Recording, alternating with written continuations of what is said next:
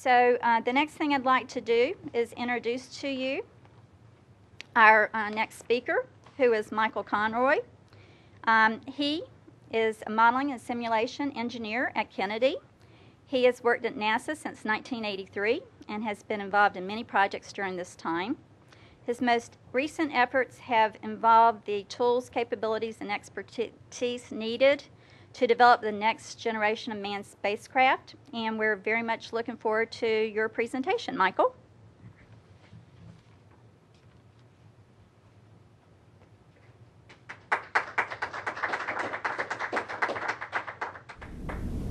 Absolutely fantastic. I'm assuming it was the same way at all the other centers. These are some of the smartest people that I've come across. What they do is fantastic. As a parent with 3 kids, this is the type of people I would like teaching my kids. So what I've learned from seeing these people and from seeing them work has just been absolutely fantastic. I understand that, at least on the East Coast, I'm probably the speaker between, one of the ones between y'all and the graduation party. So I'm going to try and go as quick as I can to get through that. Modeling and simulation. I lead efforts at NASA right now. To us, and across everything, it's become what we're calling transdisciplinary. It's applicable to everywhere, to everything. It's being applied more and more overtly. We use it at NASA everywhere. We say we're doing modeling and simulation. We call it out specifically. We have specific tools, we have processes that we follow through and everything else. But we're not that's not the only way that it's done. When anybody around here sits around to go make a decision, or when you sit down to go make a decision, take lunch for an example, you got a choice.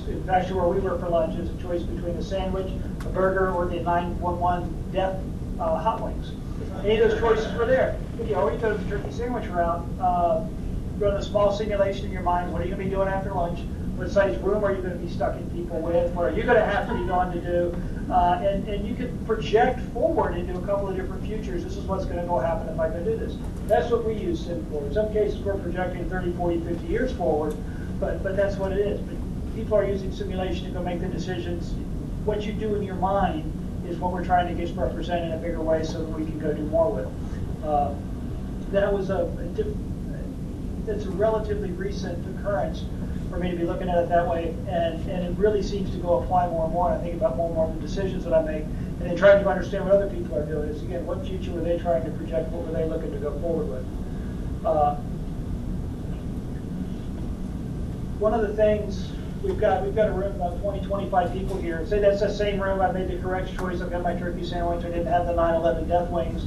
We're going to go sit down. We're going to go work on solving a problem.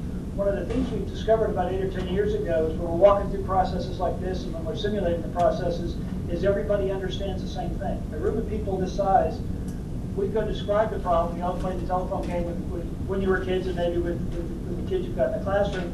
Having everybody on the same page and exactly on the same page, being able to go having a common sense of what's going on, a common shared model, everybody working on the same problem is also very, very powerful for us. Simulation lets us go do that. And watching how the different lessons plans that were going on here played out. I saw some of that too. It would be very hard to follow them through these processes and not understand what you were trying to go do. It was very, very focused or very focusing. I understood what everybody was intending in the context of we represent it this way, we're looking at it this way. I think modeling simulation for us is the ability to go understand something, get the common mental model, share the information, everybody working on the same problem is also very, very powerful. That's helped us a great deal over a number of years when suddenly people realize we're not all working on the same problem. Let's sit down, let's go back, and you get a lot of agreement when everybody's actually working on the same problem. It helps out a great deal that way. One of the other things simulation does for us down here is it leaves a record behind. We can see what happened, we can see what was intended, it's unambiguous. In a lot of cases what we're looking at is a video with some of the projects here that we're dealing with the discrete event domain. That domain is neat because it leaves a very, very detailed record of what the assumptions were, what people thought, how stuff played out. So from that aspect of it, it's very powerful in that way. For us, the videos, the shared visual environments, and everything else also help us to go leave a record. And that is very powerful for us too. If you look at the NASA folks in this room here, we've got a pretty good age distribution. I'm one of the oldest. We've got folks in here about 20, 22 years younger than I am as well. We're looking at what's behind us and how we go carry stuff off that way so that people can do what they have to go do. Having a record left behind. a key piece, and this came out of some of the stuff that we've been working here. Okay, that's walking. Okay, it looks like we've lost some of the slide stuff. Simulation also represents, for us, from a problem-solving point of view, represents, you have to set up the problem, you have to go understand what the problem is in order to get the simulation to work. We've got examples here, and I'm not going to name any names because some people know the people that I'll be talking about. Somebody will use Sim to go plan how we're going to go perform an activity. We've got engineers and process folks that bring in a package of data, said go sim this. All the data you need is in there. Everything is in there. When they're done, they see the video, they're happy at work. We've got groups that also come in and say, here, go do this. And the first call is, what are you going to do here? What are you going to do here? What are you going to do here? What are you going to do here? The people are trying to go solve a problem that they don't even know what the problem is yet. They can't represent the problem. You can't go do it. I think in the process of simming, this is a problem-solving methodology. Lets you make sure you've got the problem understood completely. Then lets you go communicate it, and also happens to save for you exactly the problem you tried to go solve. We see the technology fitting in that way very, very well. And some of the stuff I've been reading lately is that's one of the things we see they're lost. I know in my state, they're really trying to figure out how to go carry the problem-solving processes back into how they teach and how they go work with things. We've missed that somehow. This is one of the ways we're looking at going and bringing the problem-solving process back in, the problem representation, making sure that we understand what we're doing. Simulation for us is also very, very interactive. It's not just go sit down and go look at it. It's a process of using the sim to represent the problem, everybody bringing their ideas to the table. The cycle time where people go through and try 5, 10, 15, 20 different alternatives in the space of half an hour. Present what they're looking at, follow the through too. That's also something that helps us a great deal. It gives us the ability to work back and forth, drag people into it, get the data out, and the ideas that come out get represented in the sim, and once we've got them there, they stay. The folks that were in Rebecca's group, tools and things she's worked on in the past, and things we did in the domain of visualization are ways to go save those sims. So 10, 15, 20 years down the road, we can go pull back or have a chance to go figure out what happened or what we were intended to go do. I mean, I'm going to be gone. Yeah, should be the only one around. Cyrus isn't here. We use these tools and we use this technology to, one, go understand it, and two, to leave as rich a message as we possibly can for people going forward to figure out what they need to do. As we go through that process, one of the things that is very important to me, and I think to a lot of the other folks on the NASA side, is simulation captures the experience. You may have had the ability to go through and go work on something. I've had a lot of opportunities in my life with flight systems and to go build stuff and go work with stuff. The people that came behind me haven't, because a lot of those aren't there anymore. Those are gone. We just retired our last shuttle. Had our last flight, got to go over and look at it, got to go away, but it's gone. People aren't going to be able to get to go do that anymore. The folks that are going to be climbing the next mountains and meeting the next challenges that we've got aren't going to be able to go have those systems to go work on. They're going to be simming the activities. In some cases, the folks that run the simulators and the folks that are doing that learn better than what I did.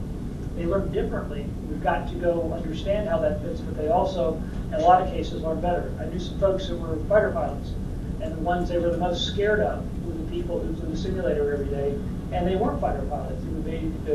Whoever the contractor was set up the joystick, and what Basie was telling me was that, but it was the lady that ran the simulator there, my little grandmother just cleaned them all out every single time. They dreaded her completely and totally. She would just swat them all out of the air. This gives us a way to go learn that is incredibly powerful and teaches, and building it and learning it and going through it, you get a great deal of information that way. Like I said in the beginning, sim is what we humans do. It's how we go look at problems. It's how we go follow through stuff. We do it every day. Y'all do it every day. You may not recognize it, but if you sit and go look at it this way, I know it's been very, very helpful in how to go describe things, how to go share things, how to go get people to work on things.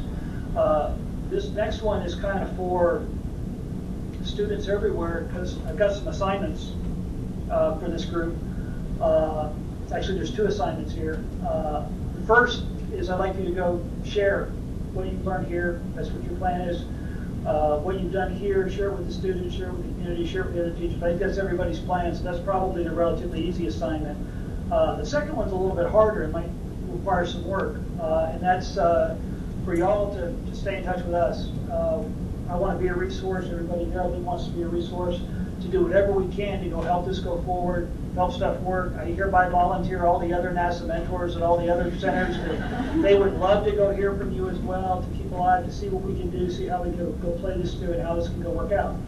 The kids you've got in your classrooms right now, and from the age groups we're here, I think I'm pretty dead on. Might be a couple of years either way. Those are the ones that we're building things for right now. But those are the kids that are going to be using what we've got, what we've put together, and what we're carrying, and they're going to take that, and that's how they're going to Mars. So how you can get them what they need to make their lives as easy there, to let them be able to go figure out what we did, take the sims, the plans, the processes, the stuff that we built, and 20, 30 years from now, build them where they need to go. We want to go help all we can. Y'all are the first step in getting them down that path. And I just want to say thanks for everybody for the amount of time that y'all put into this, and the work that y'all did on it, and for taking time to go take care of our kids and take care of the things that you've done. Thank you. No problem.